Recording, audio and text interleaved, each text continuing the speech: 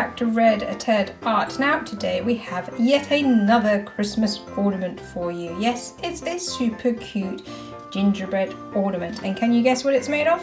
Come on, let's take a look and see how they're made.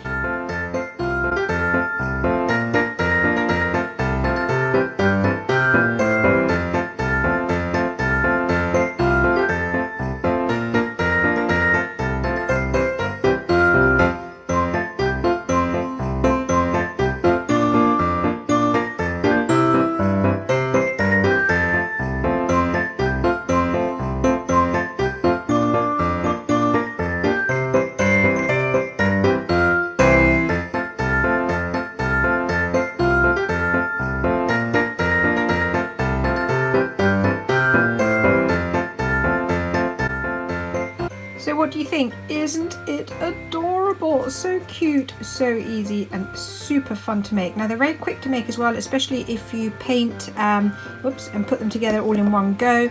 So they're really good for lots of little gifts. Maybe you could even try making some to sell at a school fair, or lots of different ways you can use these, and I think lots of people would really enjoy seeing them.